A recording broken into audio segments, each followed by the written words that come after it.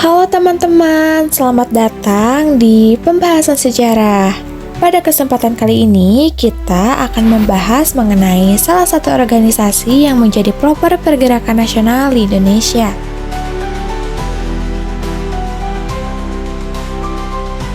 Pada awal abad ke-20, rakyat Indonesia mulai menyadari pentingnya persatuan dalam menghadapi ketidakadilan dan penindasan kolonial Belanda. Salah satu organisasi yang menjadi pelopor dalam membangun kesadaran nasional itu adalah Sarekat Islam, yang kelak memiliki peran penting dalam sejarah pergerakan nasional di Indonesia.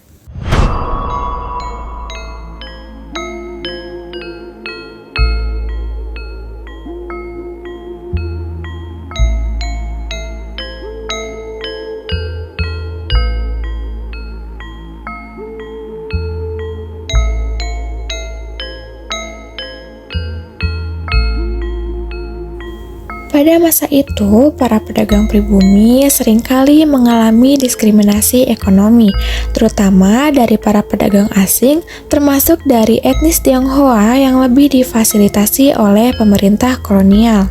Untuk melindungi kepentingan ekonomi pribumi, Haji Samanhudi, seorang pengusaha batik di Solo, ia mendirikan Sarekat Dagang Islam atau SDI pada tahun 1911.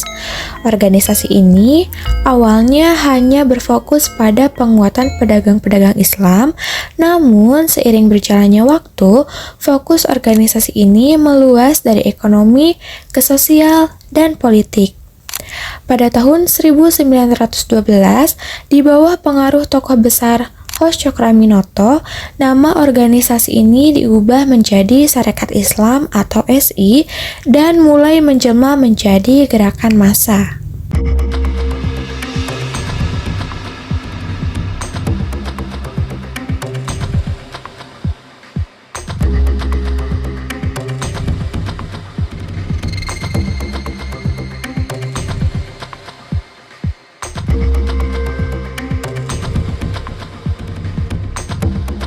Sarekat Islam juga memiliki beberapa tujuan. Yang pertama, meningkatkan kesejahteraan umat Islam.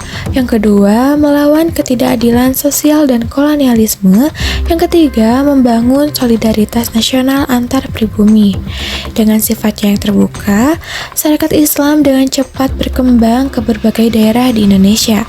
Bahkan anggotanya pernah mencapai 2 juta orang, sehingga menjadikannya organisasi pertama yang memiliki basis massa besar di Nusantara.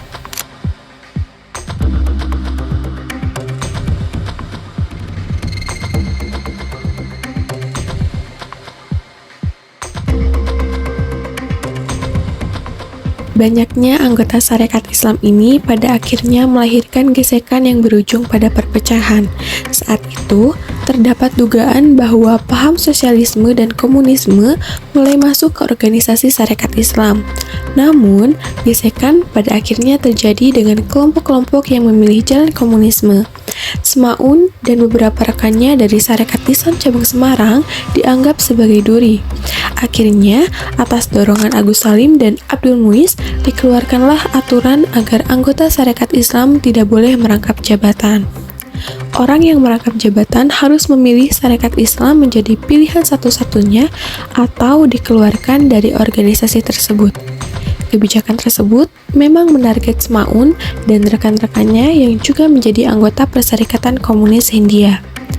Semaun, Alimin, Darsono, dan teman-temannya yang bersikeras ingin keluar dari Perserikatan Komunis Hindia akhirnya dipecat secara resmi lewat Kongres di Madiun pada tahun 1923. Dan dari sanalah terciptanya Sarekat Islam Merah.